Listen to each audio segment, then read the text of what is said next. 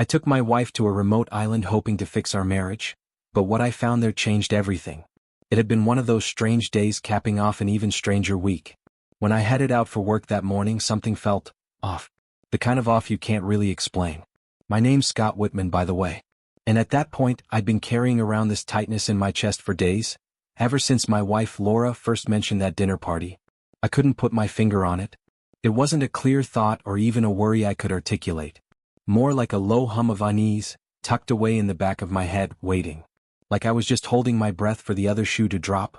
I just didn't know what shoe or from where. I got home about 15 minutes later than usual. Used to be, I'd walk in and Laura would greet me with a kiss or a smile. Not tonight. Those days were long gone. Now, I braced myself for whatever sarcastic remark she had queued up, and she delivered right on time. "Well, look who finally decided to show up," she snapped. "Would it kill you to be on time for once?" Then she tossed a look over her shoulder and said, "Go get changed. Put on the gray pinstripe suit, you know it's my favorite." I paused for a second, frustrated but silent. I had planned to wear the navy one. I always felt more confident in that. It had a stronger look, sharper lines. But the gray was, I guess. As I got dressed, Laura followed me to the bedroom and said something that didn't sit right. "Just remember," she said in a tone that was oddly composed, "things might feel a little different tonight. And maybe they are. But nothing's going to change between you and me, not unless you want it to. As long as you accept that, everything will be fine." I turned to face her, confused. "What are you talking about?" She shrugged, almost nonchalant. "You'll see. You never really fit in at these lawyer parties anyway. You don't like the crowd, too slick, too rich, too fake. But you've always put up with it for me. So let's just do that again tonight, okay?" And with that, she stepped aside and let me lead the way out. The moment we stepped into the host's living room, I could feel the eyes. People weren't just glancing, they were looking. Holding their gaze a second too long, whispering behind barely lifted wine glasses. My first instinct was to check my clothes. Did I spill something on myself? Was my fly open? A quick glance said no, everything seemed fine. But the glances kept coming. I turned toward the bar, pretending to be interested in the art hanging above it.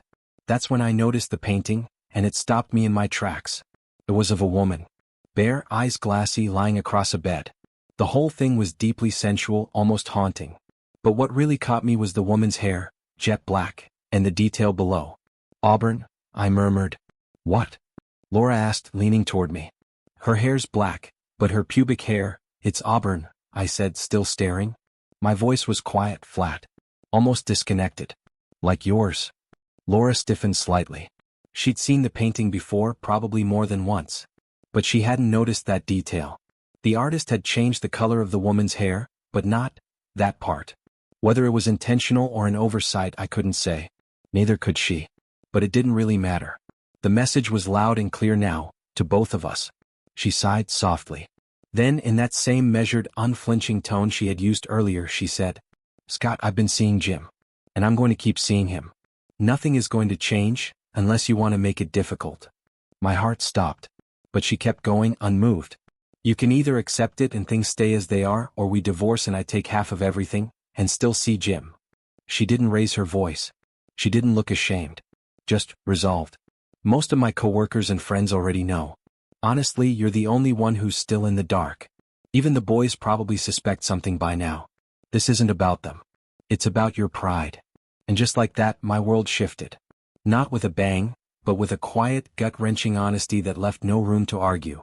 "I mean, we can keep pretending we're still husband and wife, in every sense, if that's what you're asking," Laura said coolly, her voice tinged with resignation.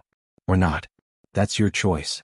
Scott stared at her, barely able to contain the disbelief boiling just under the surface. "Why would I ever want to touch you again?" he asked, his voice low and trembling. "You're sleeping with him. You've made that more than clear. And I'm supposed to act like nothing's changed?" She didn't respond. Not directly anyway. And that silence, that heavy, arrogant silence, only made it worse. Thing is, Scott had been here before. Not in this exact place, but in the same emotional standoff. Every time he raised concerns over the years, any suspicion, any gut feeling that maybe something wasn't right, Laura would turn it around on him. Accusing him of being paranoid.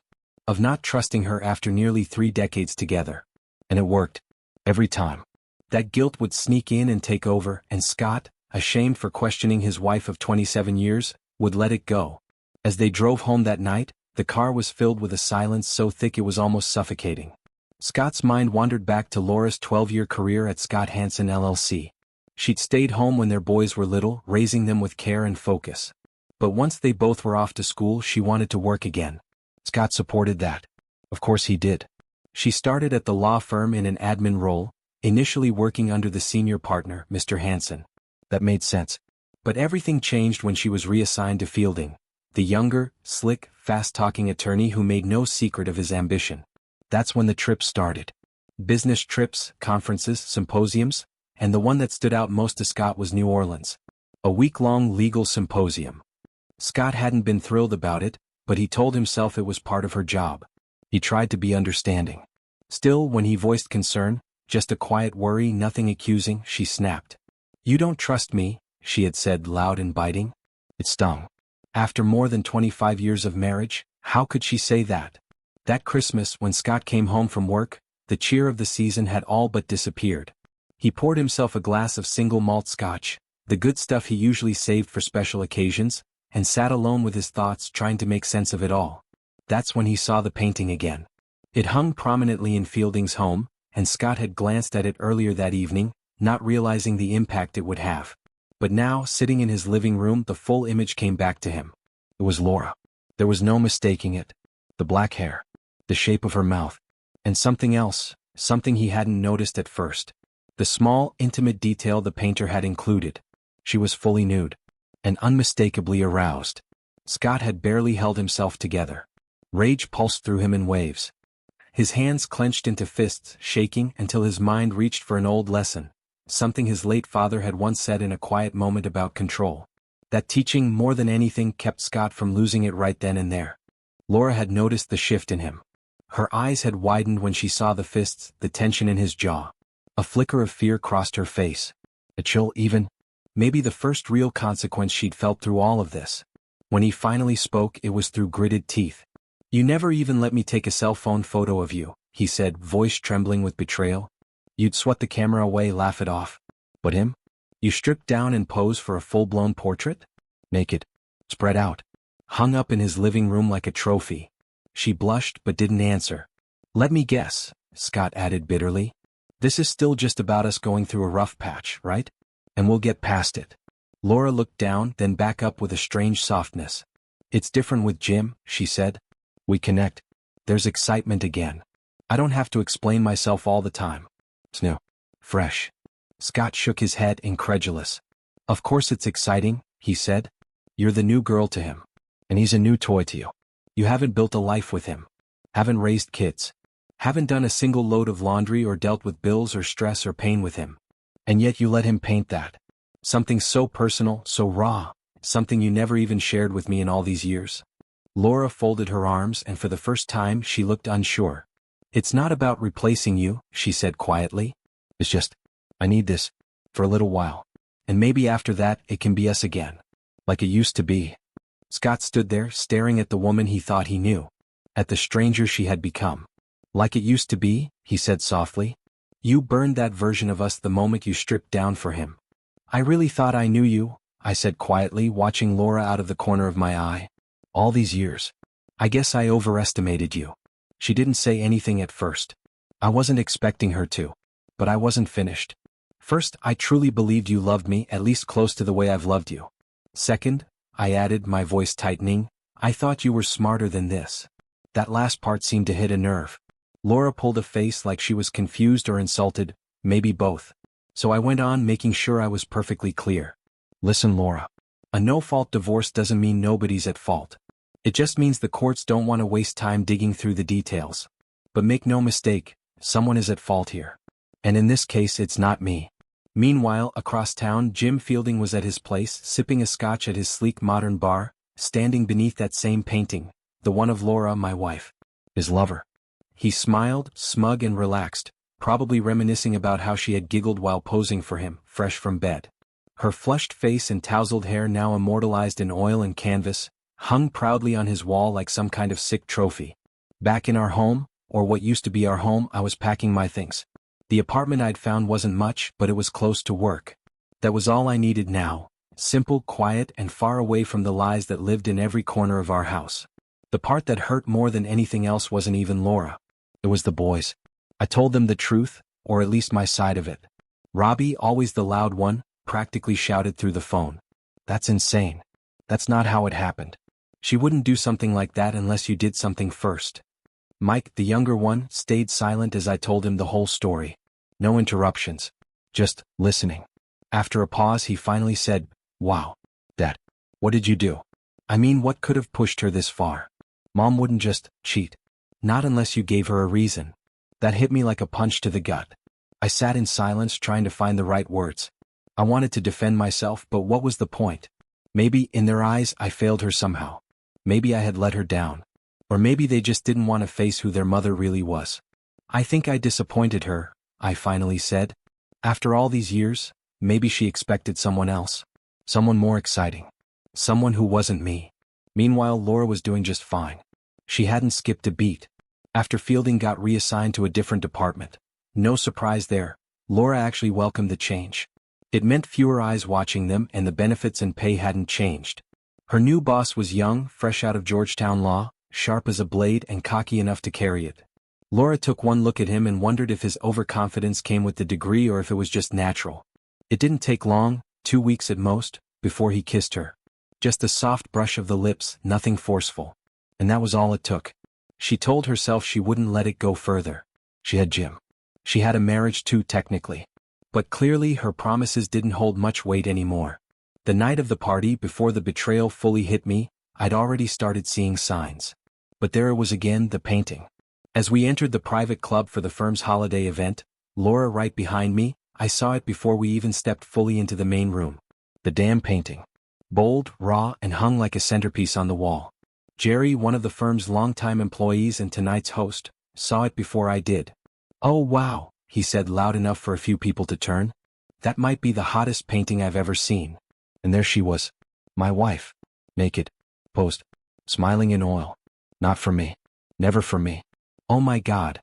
Willie blurted out, stumbling to a halt as he stared up at the wall.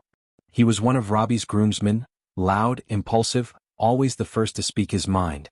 "I've never seen anything like that in my life," he added, his voice echoing in the reception hall. Jerry, another one of Robbie's close friends, had been walking just behind him. He pulled up short, eyes locked on the painting. "No way," he whispered, staring at the nameplate mounted beneath it. No, it can't be." But it was. And while Jerry fell silent, too stunned to speak further, Willie kept going. "Sure, they dyed her hair black to be artsy or whatever, but come on. You can't not recognize her." I knew who that was the second I saw it. It had been hung at the Christmas party hosted by Fielding, Laura's lover, right inside his home. And now, somehow, it had found its way here, into a side room of the strip club the boys had rented for a bachelor send-off. Evidently, everyone at the law firm knew. They all knew about the affair, about the painting. And somehow they found it all hilarious. "They think this is funny," I told the boys. "Your mother and that snake she's with." They laughed when they realized I'd seen it. Like it was some inside joke. A punchline I wasn't in on. Mike looked pale, his hand gripping the back of a nearby chair. "Dad, you have to get them to take that thing down," he said, almost pleading. "That's Mom. We can't let people see her like that." I nodded, exhaled slowly and muttered, "I'll talk to the manager." Truth was, I didn't even feel angry anymore. I was past it. I was tired. So I did what I had to, then left quietly and headed back to my small apartment. That night, I slept like a baby. Laura, on the other hand, didn't. She looked absolutely wrecked when she slid into the groom's family pew at the church the next afternoon, just minutes before the ceremony. Pale, tired, her hair thrown together in a way that tried to look casual but only betrayed how rushed she was. I leaned toward her, just enough to be heard, and said with a dry smile, "Last night wasn't awkward at all." She winced. "You think Fielding could maybe try being discreet tonight?" I added. "You know, for the boys' sake?" She didn't answer. Just narrowed her eyes a bit, irritated but saying nothing. She knew I had the upper hand here and she didn't like it. Not one bit. What she didn't know, or maybe just refused to admit, was how much I knew. About everything. Since the divorce, she'd had flings with men barely older than our sons. Guys who still wore backward baseball caps and couldn't hold a proper conversation. And she'd paraded them around like she was 21 again. The only question she probably had was how I knew any of it. Later, at the reception, she sat at our table, out of obligation, sipping her drink and trying to blend into the background. She wasn't dancing. She wasn't talking. But every so often, I caught her glancing at me from the corner of her eye. I didn't return the looks. She was probably wondering if I still cared, if I still felt anything at all. Maybe part of her hoped I did. And if you'd asked me right then if I still loved her, even a little, I probably would have told you what most decent men in my position would say. Yeah, maybe. Just a little. But loving someone, and trusting them, that's not the same thing. And once one is gone, the other doesn't mean much at all. But as much as part of me still felt something for Laura, I also knew something else. Something firmer, colder, and final. I'd never trust her again. Not after what she did. Not after Fielding. And if I'm honest, that trust, once broken like that, it's not something you recover from. It doesn't matter how many apologies come after. Some lines once crossed stay that way. For the first year after the divorce, I didn't even try to date. Didn't want to. And sure, a few women at work made their interest obvious. Subtle comments, lingering glances, the occasional invitation for lunch that wasn't really about lunch. But I wasn't ready. Not even close. That was until my son's wedding. I just stepped away from the groom's table for a breather when I noticed her. A tall, elegant woman in a dark blue dress that hugged her figure like it had been made just for her. She wasn't flashy, just poised. Confident without trying too hard. And I couldn't help but notice there were no rings on her left hand. She caught me looking and smiled. So I stood up. Funny thing, thanks to Laura's obsession with ballroom dancing in our early years, I'd taken lessons to keep up with her. Turns out I was actually pretty good. And tonight, I finally got to use it for someone who appreciated the effort without the emotional landmines attached. The woman's name was Kristen. Turns out she was Robbie's aunt on his wife's side, newly single, sharp as a tack, and one hell of a dancer. We twirled our way through 2 fast numbers and eased into a slow one where conversation finally had room to breathe. It wasn't love at first sight. But it felt easy. Natural. Like I could just be. I didn't spend the rest of the night glued to the groom's table. For the first time in a long time, I allowed myself to enjoy the company of someone new. It didn't mean anything yet, but it didn't have to. Across town, Fielding was dealing with his own reality check. 12 audits in a row. Whoa. He was running late to the IRS building again, and his accountant was already inside, probably sweating through his suit. Fielding, on the other hand, adjusted his tie with the same smug confidence he wore like cologne. Somebody had clearly put a target on his back. He didn't know who, couldn't narrow it down. There were too many names. Too many people he'd crossed. These bloodsuckers are costing me a fortune, he muttered as he marched up the stone steps. And if he ever found out who turned him in, there'd be hell to pay. Because in Fielding's mind he was untouchable. He was James Fielding. And in his world nobody got the better of him. But IRS agents don't care about self-importance. Back in my world things were calmer. It had been over 20 years since Laura and I stood at the altar. 20 legal years of marriage and a few years before that just figuring each other out. We didn't have kids right away, we took time to build a life. And for a while we had something real. Or so I thought. I used to believe that love could survive anything. But now, I think love is only as strong as the trust that holds it. And when that trust is gone, love starts to rot in silence. Still, I didn't want to become bitter. My old friend Stan had never married. He was still out there, occasionally caught up in flings with women half his age. Charming, sure, but lonely too. One night, after a couple beers and a half-serious conversation, I pitched an idea to him. I'm taking a vacation, I said. Something different. Somewhere quiet. No phones. No responsibilities. You should come. He blinked at me. Wait, seriously? Dead serious. A week later we were planning it. Just 2 guys pushing reset on their lives. And for the first time in years I felt like I had something to look forward to. I remember the look on Samantha's face when I first told her about the trip. It was supposed to be a gift. A real break from everything. I wanted it to be something we'd remember, something that might remind us of the love we'd once had. I didn't mention that there was no cell service on the island. If I had, I knew she would have said no. But she smiled when I told her. Said it sounded peaceful. Romantic. The first few days on the island passed quietly. Samantha kept drifting toward the edge of the beach, her phone held up high, hoping for even a flicker of a signal. She never got one. I pretended not to notice her frustration. Our bungalow sat tucked beneath a canopy of palm trees, no more than 50 yards from the shoreline. Simple. Hand-built. Just the 2 of us. Stan's place was further inland, 2 kilometers through dense brush and twisting paths. When he asked me why I picked something so remote, I told him I wanted to show him something. I hadn't figured out what I meant by that yet. Stan followed anyway, half laughing as we ducked under low-hanging vines. It wasn't until we reached a small clearing that something inside me changed. The trees opened up just enough to let the light pour through. In the middle of it all was a forgotten hatch, hidden under a pile of old branches and leaves. I had no idea how long it had been there or who had built it, but something about it felt symbolic, buried, hidden, secret. I asked Stan to help me move the branches. He didn't ask why. And then I looked at him. Really looked at him. I thought about everything I had pushed down, the betrayal, the lies, the way they both looked me in the eye and pretended nothing was wrong. I didn't say much. But as he stood there, puzzled, something inside me recoiled. I couldn't bring myself to do anything. Not even yell. I just turned away. "I think I need to be alone," I said, voice low. Stan nodded, clearly confused but respectful enough to leave me there. That night something felt off.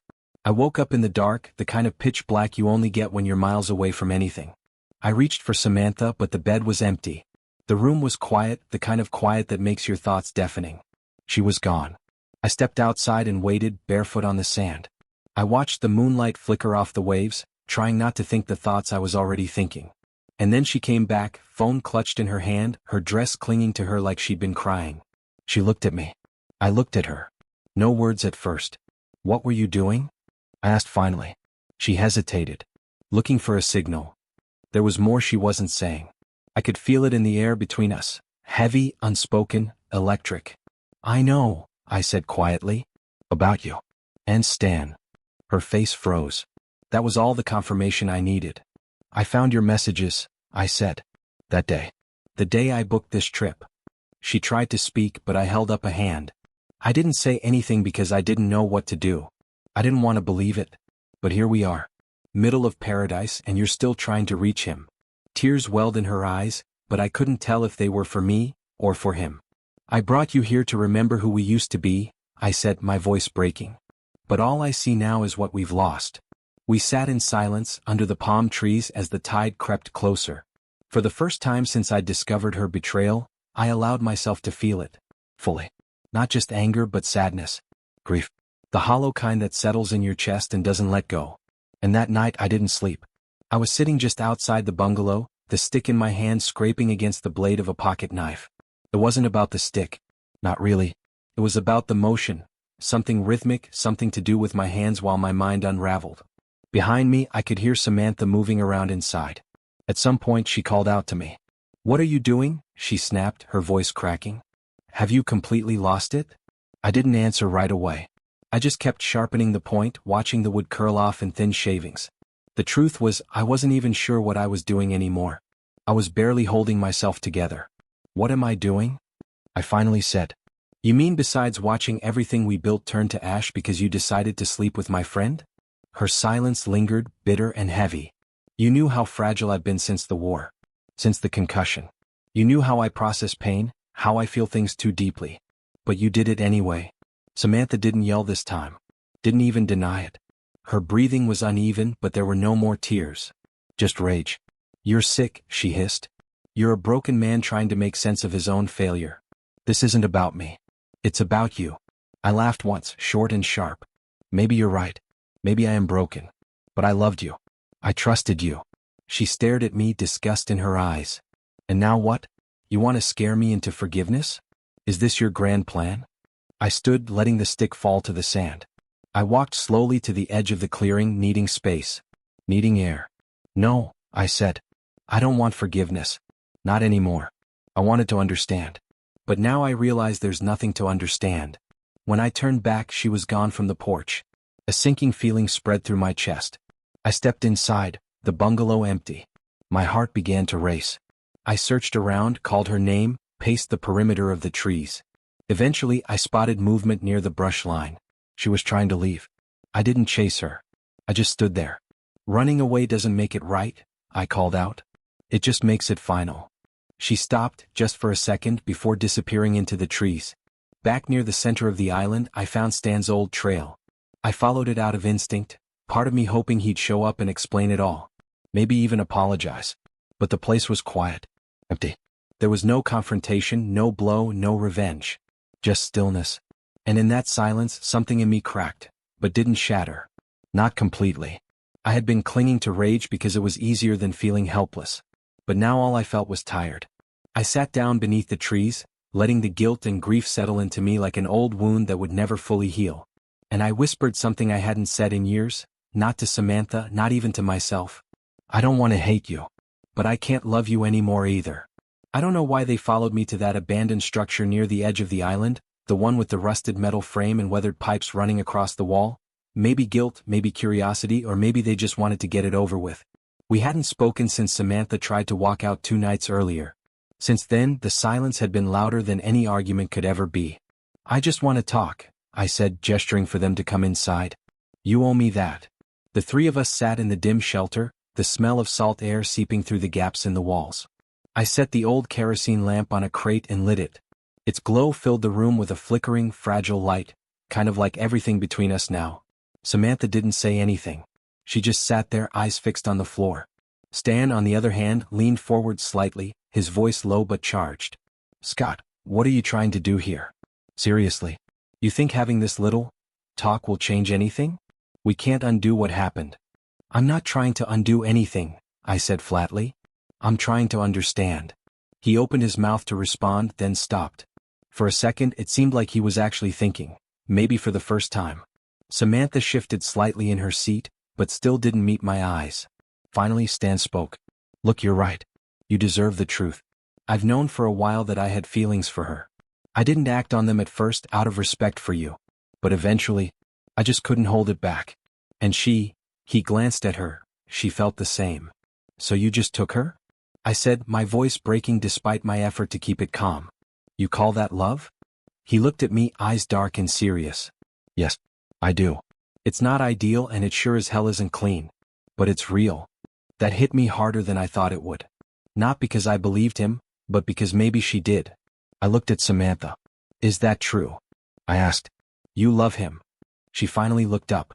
I don't know what love is anymore, she said, her voice barely above a whisper. But I know I wasn't happy. Not for a long time. I sat back in the creaky chair, letting the weight of it settle in.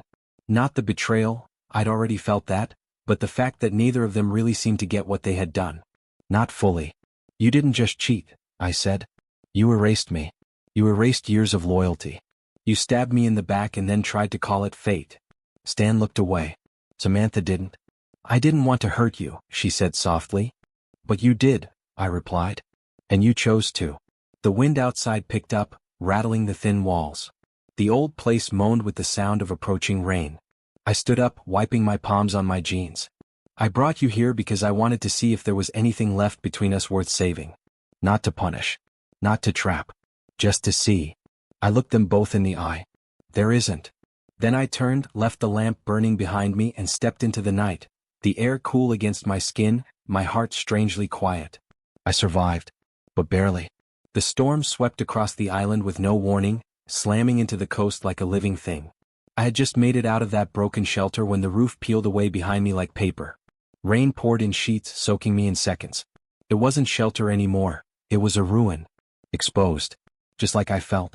I tried heading back toward the old trail, thinking maybe I could find my way back to the bunkers or even the bungalows, but I quickly realized I was disoriented. The storm had erased every footprint, every sign of where I'd been. For a while I wandered, soaked, chilled, the trees closing in like a labyrinth. Then, as if by some quiet mercy, I stumbled across a small cave. Just big enough to crawl inside. It wasn't warm and it wasn't dry, but it was enough. Enough to wait. That night, I sat curled up in that cave, listening to the howling wind and the crashing surf, and for the first time since all this began I let go. Not of anger, I had shed most of that already, but of the weight. The constant ache of asking why, the obsessive replays of what they did and what I should have done differently. I let it all fall away like the pieces of the roof blown off into the blackness. By morning the island was quiet again. The storm had left its mark. The roads were caked in mud, the trails erased. I climbed out of the cave slowly, exhausted, everything inside me hollowed out but still standing. By the time I reached the shoreline, rescue boats were already pulling in. Men in uniforms were scanning the area with urgency. I stumbled toward them, waving, calling out. I don't even remember what I said, I just remember the look on their faces when they saw me. Relief, surprise, and something else, that quiet look you give someone who's clearly been through something they can't explain. I didn't tell them the whole story. Not about the storm, not about Samantha, not about Stan. Not really. Some things, you bury. Not because they're secrets, but because carrying them any longer would destroy what's left of you. As the boat pulled away from the island, I looked back one last time. There was no drama, no final goodbye. Just a quiet knowing in my chest that I wasn't the same man I was when I arrived. Something had shifted, not violently but completely. Maybe it was because I'd finally faced what had broken me. Maybe it was because, in some twisted way, I had gotten closure. Or maybe it was because I'd forgiven them. Not for them. For me. Because hating them was just another way of staying chained to that moment. And I needed to be free. Since then, I've buried everything. The love. The hurt. The rage. All of it, like the cold, forgotten walls of that bunker. And I made myself a promise as the boat carried me toward the mainland.